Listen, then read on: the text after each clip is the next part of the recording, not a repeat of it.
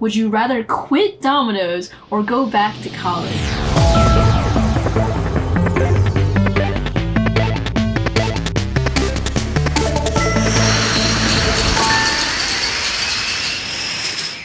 What's up, Domino community? It is time for another Q&A. You asked me amazing questions. I have so many to go through, so let's just jump right into it. So the first question comes from me and Dominoes, who asks, how do you get ideas which are really different from others for building? That is an awesome question, and something that I've been thinking about recently is like not looking at any videos for inspiration. Like go blank and just try something that is like as if you were building for the first time ever, right? Pretend you've never seen a domino video, you've never seen other people making domino stuff. Just like take your dominoes and experiment with it. Like put dominoes and stack them in different ways that just don't make sense, but maybe you'll find a way that it actually does make sense. And from that, you can get really creative because there's no like pre-existing idea that's clouding what you're coming up with. So I think just like overall, like pure experimentation without anything that you've seen before can actually help to make new things. So maybe try that. We've got a great question from Stefan Top, who asks, if video cameras didn't exist so you could only watch your projects fall once, would building large domino setups still be worth it to you?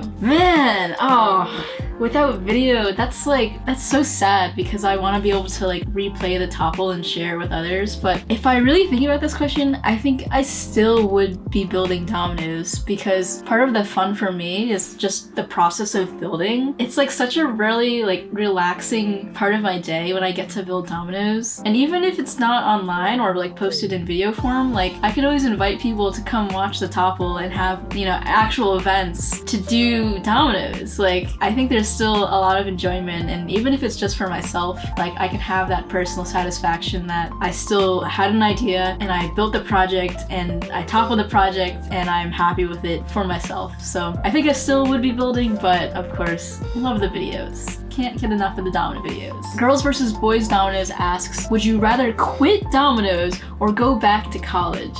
Quit Dominoes? Wait.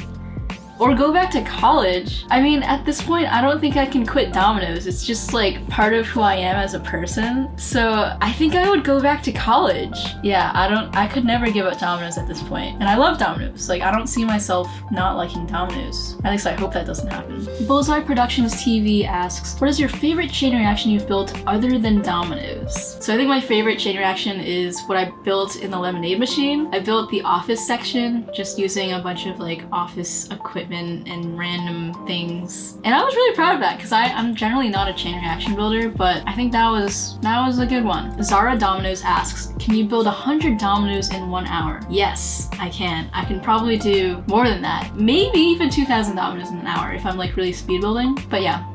The Last Domino asks, have you ever thought that you shouldn't topple the domino project after completing it all because you've been working hard on it for so many days? And honestly, never. The point of domino toppling is to topple it, and I kind of think of it like Thanksgiving dinner, right? If you're spending the whole day making a meal and you just like let it sit there and don't eat it, it's like, what's the point, right? That's kind of how I see dominoes, so never. The Last Domino also asks, if your parents suddenly tell you that you can't be a domino builder anymore, then what would be your reaction? Will you agree with them? First of all, this would never happen. My dad was actually the one who was like, no, Lily, like you're gonna do dominoes. Like you're dropping out of college to do dominoes. Not that he was forcing me, but he was like very, very supportive. But if that situation did happen, I'd probably be like, that's funny. I'm still gonna be building dominoes. Like I'm an adult here. I can build dominoes. I'd probably disagree because it's like, if I want to build dominoes, I want to build dominoes. If I want to like move to Iceland for a year, then like I'm gonna move to Iceland for a year. YOLO. We have a very good question. How does it feel looking back at what domino rallies used to be to the modern times as you were one of the front runners that led the changing of the guard of the potentials of domino rallies as an art?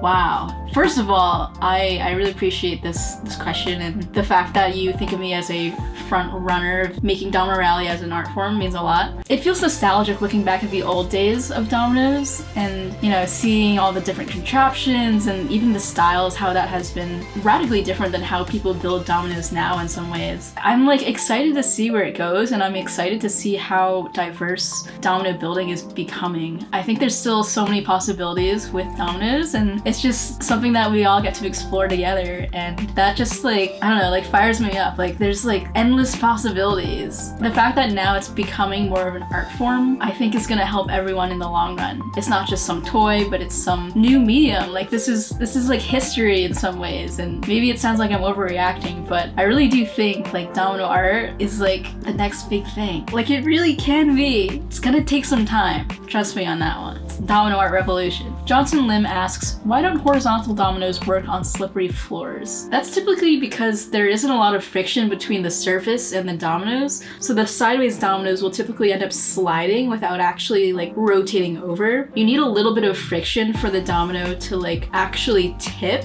on that edge, and it's much easier to do that when you do have like a more rough surface to build on, specifically when the horizontal dominoes are like, they have a lower center of gravity, so it needs more rotation to like actually tip over. Yeah, if you're doing horizontal dominoes, very grippy floors, like even yoga mats work really well, but do some tests. Always do tests and then see what works on your surface. William, age 7, asks, what is the best domino space to use? Now, I think that's pretty subjective depending on the builder. For me personally, I like spaces that just have a good floor. Like that's the main criteria I have. As long as there's a good floor surface, that's a hard surface that doesn't have a lot of cracks or bumps, it's very level and smooth, like that works for me. So, you know, the side of my living room is great. I like spaces that are big, but also it's sometimes fun to build in smaller spaces too. I don't think it's really about the space necessarily, it's more about the floor surface. Domino Boy 2008 asks, what is your favorite old project? And I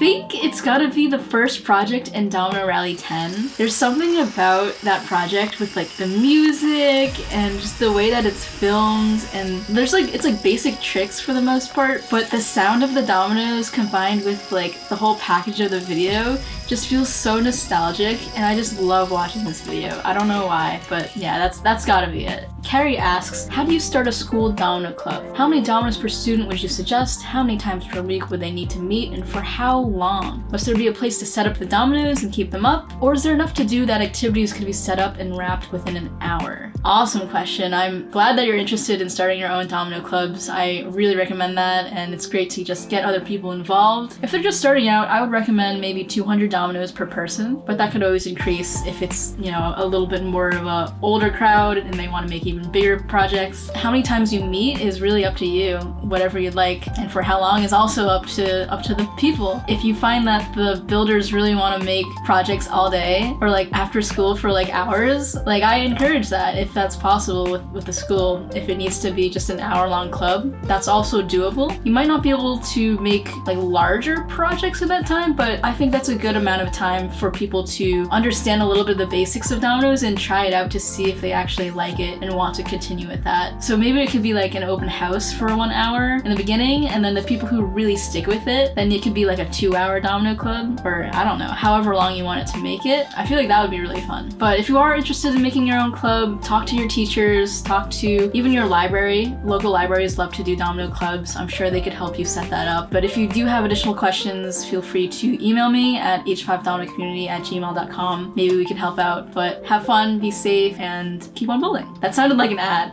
Oh man, what am I doing? I'm now gonna move on to the questions that were submitted through my Instagram. So if you aren't following me on Instagram yet, go to @hevish5, follow me right now. Our next question comes from coppercreations_14, who asks, do you like seeing other people's newer tricks that you would like to use sometime? Yes, I love seeing new tricks that are invented. I think it's awesome that people are still innovating and coming up with things that just like you never would have expected. Like for example, Bakwamo, like that's an awesome trick. And I haven't done that yet, but there's like so many new tricks that I want to try out. I just haven't had the chance to, but I really encourage it, and I'm like so proud of everyone who's like taking the leap and making new things. Like that's how this art form is going to keep innovating and pushing forward, and I think that is so awesome. Rigel_6 asks, how many Guinness World Record awards do you have? So I have one, but I'll admit this record was broken question, but it's the Guinness World Record for the largest domino circle field with 76,017 dominoes. Yeah, that was part of the Incredible Science Machine, like big team event where we set up 250,000 dominoes. It was ginormous, but really fun to build.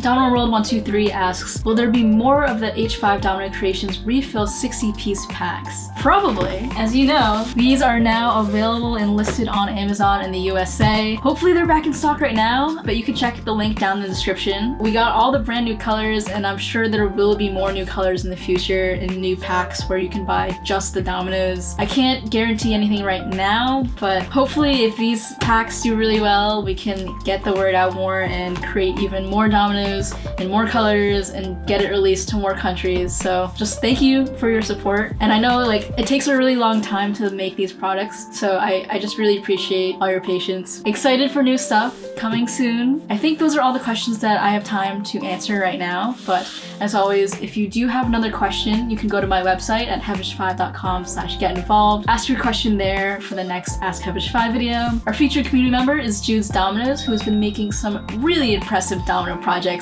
Definitely an underrated channel, so go check them out. And as always, I'm Lily Heavish, and keep on building.